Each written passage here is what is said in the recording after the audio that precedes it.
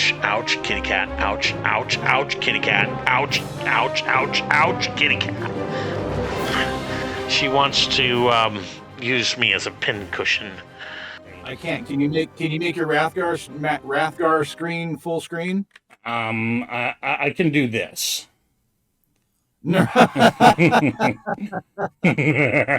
Funny story. We just went camping up in the mountains, and a person who was working in the park asked me if I was Dermot Mulroney. Said, no, I'm not the president in Secret Invasion. I'm sorry. No. Matt Tully. I don't recall if you've seen. Well, I don't know what you've seen, but I put up your pictures on Facebook this week. I've seen some things, Ken. I've seen some things. Let me tell you. Seen things you people wouldn't believe. Attack ships on fire off the shoulder of Orion. Sea-dews glittering in the caves of Corpus Prime. All these memories. Sea-dews gone. Running like rampant. Tears across of the rain. shores of South Carolina. Time to die. I'm not Rutger Hauer. So,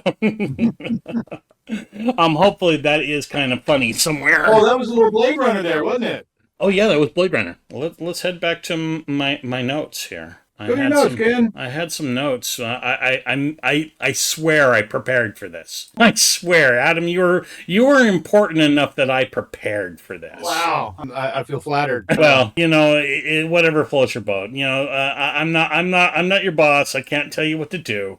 I'm just going to tell you what's a good idea and what's not such a good idea. All right, you know all about ChatGPT, yes? I'm familiar with it. I've heard about it, yeah. Put your questions together, too? It puts some of my questions. It's not really good at making questions because I haven't quite figured out how to give it a corpus of info that would make it sound like you and I were friends forever and knew the kind of questions to ask, right? So right now it'll brainstorm me up questions, but it won't. Assistant, I need you to revise the above text. The goal is to rewrite it so that it is I see the format looks better. The engaging opening monologue to an interview for a show called Mostly Fictional Tales. Please give me 2 versions and limit both so that they can be read through in about 90 seconds of screen time. All right, that second part, it doesn't know how to do that. It does not. You can give it a word limitation, and then if you know how many words you can say in a minute, then you'll get your screen time. But yeah, it's not going to figure that out. It doesn't know how to quite yet. That's not surprising. And again, this is the default free ChatGPT 3.5 that's available out right now. The 4.0 and above, it's smarter and it can do more in-depth reasoning, and it will fact check, whereas 3.5 will not. It will lie to you. I'm going to say, well, you know what? If they take over, that means that I should be able to work on You'll be in charge of the news team. Yeah, I can. You know what? I don't want to be in charge. Just give me a job. I don't need that kind of voice. We will make you our news editor. I don't need no. I don't need that noise, Adam. I don't need the noise. I'm not that bright. I'm dumb, and I make bad decisions. You do not want me in charge. No. You will be our human slave in the video room. Well, okay. You feed me, right? Okay. We will give you proper sustenance. We will give you optimal caloric intake. We will supply optimal caloric intake to keep you running at optimal. I'm probably gonna hate this. I may just replace this all with stuff. Just talk amongst yourselves. I'll figure it out. My understanding is that what it does is that it takes the block of text that you have put in, and then it starts to look at the relationships between common words and the distance that they are used in relationship to each other, and then it takes that idea and it does math to it. Mm-hmm. And I'm pausing here for dramatic effect. Math. and it does math to it, and then it's able to then follow this math chain and this through the neural net, where it goes through layers of computing computing tests, where it will send in particular signals into a node, where it figures it out, and then it will either amplify that based off of whatever test that node does in the neural net, and it will either amplify the signal and send it on to other nodes that are deeper in the net. It's kind of like how the brain works, where it is taking these signals not in one go, it is splitting up any input into small nodes of information, and then depending upon past experience and other things that are in the neuron, it will then send signals to other neurons, which are waiting for that information, which has been tested by the first node. And it doesn't just send one signal, it can send like 50 signals to different neurons. So one neuron or one little node in the neural net can produce a chain reaction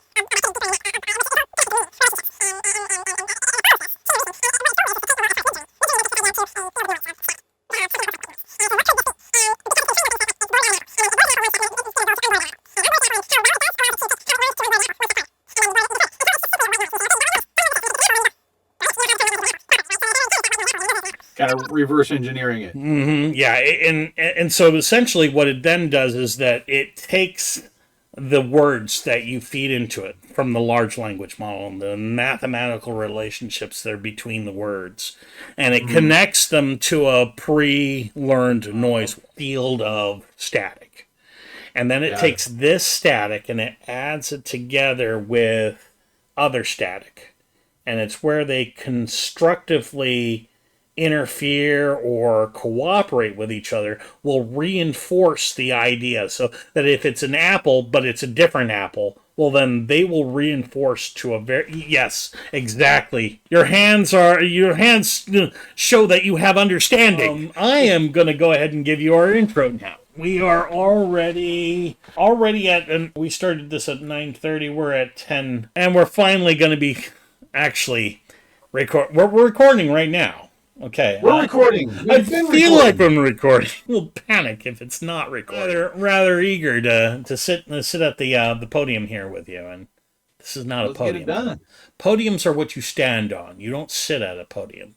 Okay. And you don't speak from a podium, you speak from a lectern, which stands on top of it. You see, this is why we had you on the show, because you're smart.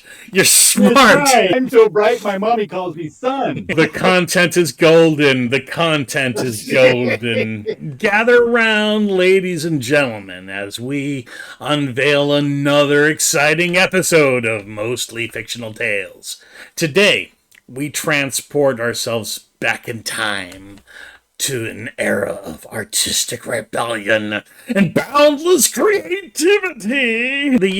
It was the year 1993, when the spotlight found its home in an unconventional theater space nestled amidst the quiet industrial neighborhoods of East Anaheim. That probably should be East Anaheim, California, but no, that's okay.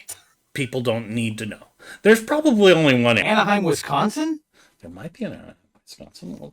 You know what? You know what? We do need to Google it, but we're in the middle of the intro right now, so maybe we should stay focused instead of squirreling away.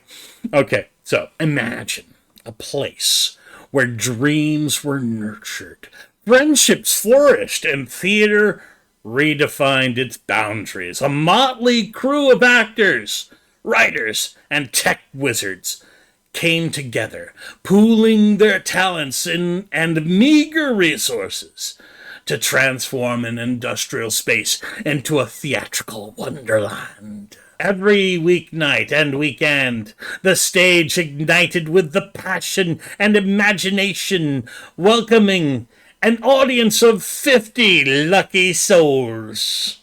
And here we are, joined by our esteemed guest, Adam Clark. Adam's magnetic presence, his unwavering dedication to the craft, and his ability to command the stage with intensity and range make him a true force to be reckoned with. Today, we reconnect with Adam, reminiscing about the marvelous tales that unfolded during our time together, from sketch comedy to heart-wrenching dramas and romantic escapades and feverish dreams. These plays tested our limits, sparked our laughter, and brought communities together. Adam is now residing in his childhood community in Central California and continues to make waves in the world of voice acting. So sit back, my friends, as we embark on a journey filled with nostalgia and a touch of the extraordinary. Welcome to Mostly Fictional Tales, where reality and imagination intertwine, leaving an indelible mark on our hearts and our minds. So that is a little sample of what ChatGPT can do. It can make decent Great intro. Yeah, it's a fairly good intro. It is not. Yeah, I thought so. It's not 90 seconds. It's not 90 seconds. No, it's not. Well, it depends. You need to read it like this. There's a guy that You used put to. that into a 90-second spot. Yeah, he got a lot of commercial work for a long time. Are you talking about the Micro Machine guy? A Micro Machine guy. Yeah, he did Micro Machines, but then he branched off to do other stuff. He was awesome. He made being bald cool. No, wait a minute. That was Telly Savalas. That was Telly Savalas. Yes. I don't know what I'm talking about. I'm just a mook. I don't know. Let's continue away from the geology. Okay, the geology does not reveal much in the way of other doppelganger Anaheims. The doppelganger Anaheims. Tell me, Adam. You tell me, kid. What do you want to know? I'd like to know, what's your backstory? What's my How, backstory? back in the 90s, how did you Yeah. end up in Anaheim, California to meet up with me? I mean, how did I wind up at Stages, or how did I wind up in Orange County in Well, general? I kind of, that's kind of in general, the Stages, it's all part of the thing. Stages, and you tell me in your words, what's the adventure? How did you get there? Well, where's the starting point? I originally came to Orange County with the intent of going to Cal State Fullerton. I was only going to go to the junior college, Fullerton College, FCCC. Okay. Just to get my general ed out of the way, Yeah. so I could transfer in a semester or two to Cal State. And then I took the Acting 2 class with Tom Blank, because I had already done 2 years of college up here. So I transferred all my credits there, and was going to take the Acting 2 class. Took the Acting 2 class. Tom recommended I take this class called Workshop, which all other Fullerton College alums will be familiar with. I checked it out, and I was like, wow, everyone here is awesome. There's lots of great opportunity. And it wasn't long after that till I ended up dropping my general ed classes and just taking all of the theater classes at Fullerton College. Did you end up finishing your degree at Fullerton? I never really got a proper degree. I just took all of the theater classes at Fullerton College. I ended up. I think the only class I didn't take was like directing and maybe. How does Stages fit into that? In your words, one of the shows I did at Fullerton College was Three Musketeers. Brian Kojak was in that show. Brian Kojak, a character which will find his name mentioned many times in Mostly Fictional Tales. Yeah, I'm sure. But that wasn't how I got into Stages. I'll put in a visual approximation somewhere up in here. Towards the end of my tenure at Fullerton College, I heard talks of a theater being formed that I wanted to try and get into and be a part of. Okay. And I got myself an interview with Brian and got into that first season as the core members of Stages, 25 original members of Stages. I first saw like the Cobra group before, I think it was. They did a show, a production of Beckett down in LA. So Okay. I had seen that. So I saw, I think, Terry, Danny, just about everybody else who was in that show as well. So I was slightly familiar with them at that point. And I got that interview with Brian, and then got into Stages. And then finished up, as I was finishing up Fullerton College, I ended up moving to pursue my dreams in LA, but ended up living in LA and then commuting to Orange County to do theater at Stages. So I got everything all backwards. So you ended up finding yourself coming back to where the opportunity to, perform was. Yeah, well, the more I felt like there was a more creative output going on at Stages than what in LA. Everyone was just trying to get work to move up the ladder to become famous Okay. type thing. And there wasn't an outlet for, creativity. Okay. so to speak. But he was just trying to fit the model of being a movie star or famous actor or what. Stages Even was though that, in the long run, I wouldn't have mind doing that myself. But I was having more fun and creating stronger bonds in Orange County. And so I lived in LA for like about a year in '93, and then ended up moving back to Orange County for, I think, the second season of Stages. a So good that's friend. right. Martin wrote that.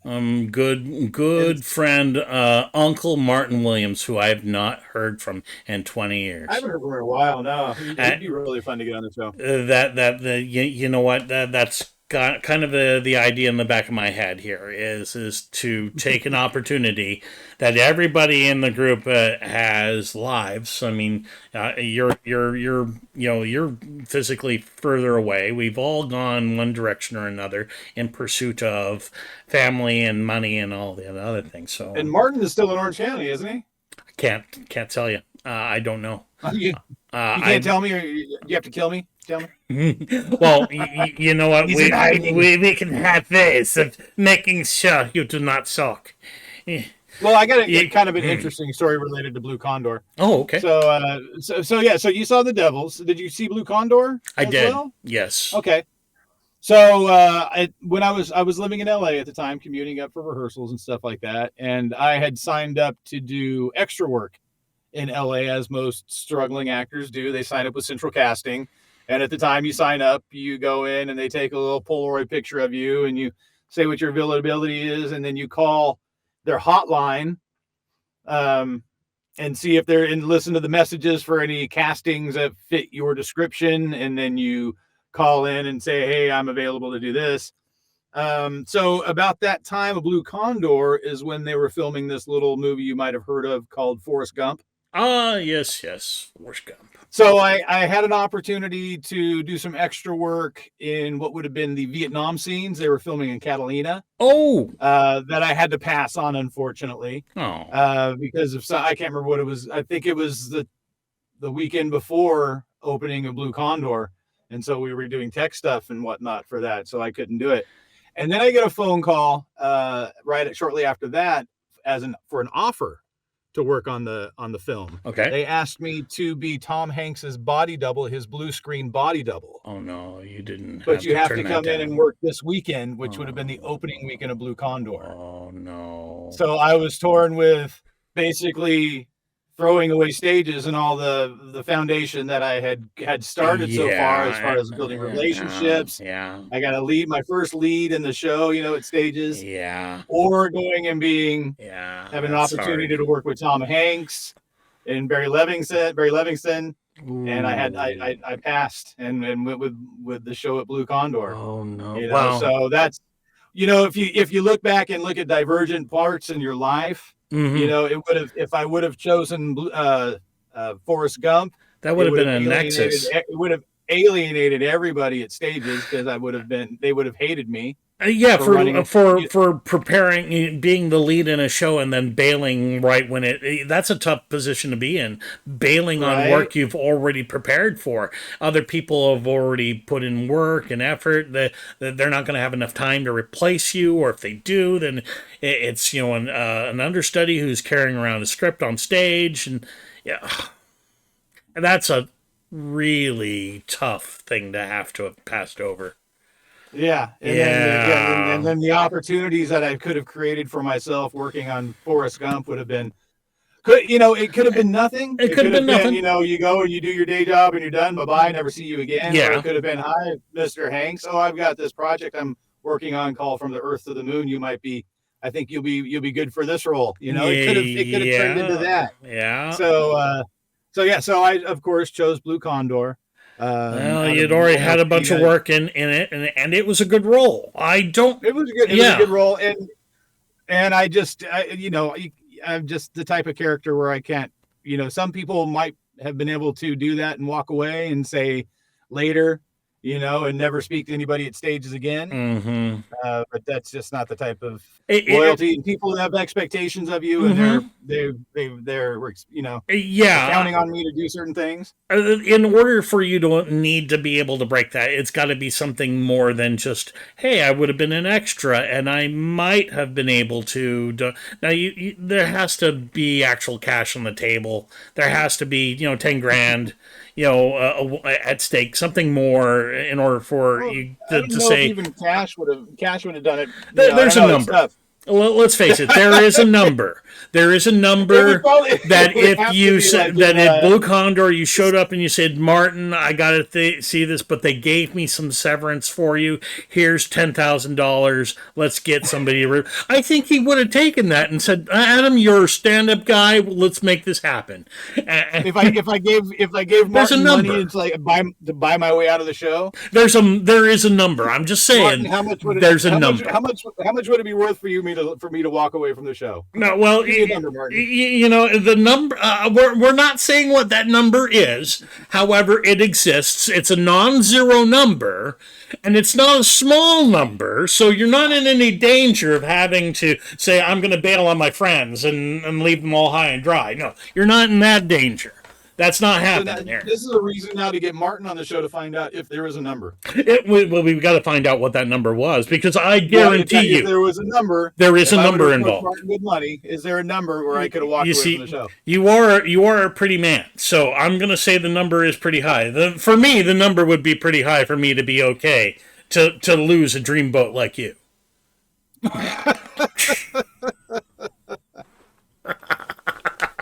Okay.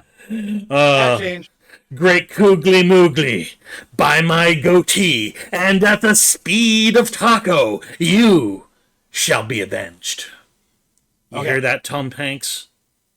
Well, no, he doesn't. He's not going to watch this. But, oh, I love that. You've got a Grunkle Stan hat. I do have a Grunkle Stan hat. Grunkle Stan. Grunkle Stan. Oh, no, that looks like it's more... my Uncle Stanley. That looks more decorated. Is that Gravity Falls? No, or is that something? This is an actual Shriner hat. It's an actual Shriner hat. Actual Shriner hat. Tell me about the Shriner hat. How did you come in to? Tell me the who, the what, the where, the why. It's not that interesting. And you must remind me that fezzes are cool. It's the same place I got the pith helmet from. My uncle passed away about 2 years ago. And, okay. I've got one more hat to share with you after this. So that was your uncle's Grunkle Stan. My Uncle Shriner. Stanley. Your Uncle Stan is your uncle. He wasn't Uncle Stanley. He's not a Grunkle. He was my Uncle Stanley.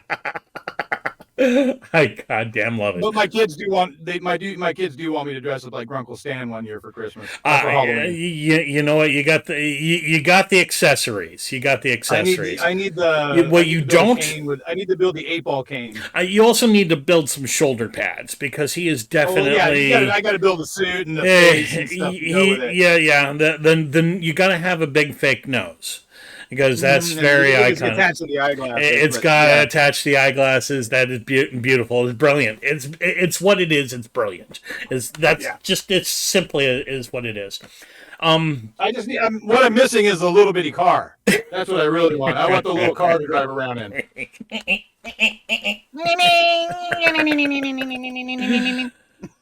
Oh my. We're going to put a pin in this conversation right here and come back to it when I have created more awesome art to show you. Once again, if you like what I do and you need to see me do more of it, you can help me out in a few different ways. You can like, share, and subscribe on this video. It doesn't cost you anything, and you just have to click the little controls under your fingers right now. But the real difference makers, you'll head over onto Patreon. I'm coming to you today with my hat in my hand. My hat is right here. It's in my hand. If you've got $10 to spare for a fellow American down on his luck, I promise to keep making you more mostly fictional tales and keeping them interesting, just like I have done up to this point. No, I'll make them even better. I will, I promise. I need your help. I could really use your help. It will help me keep the lights on and keep me off of the streets.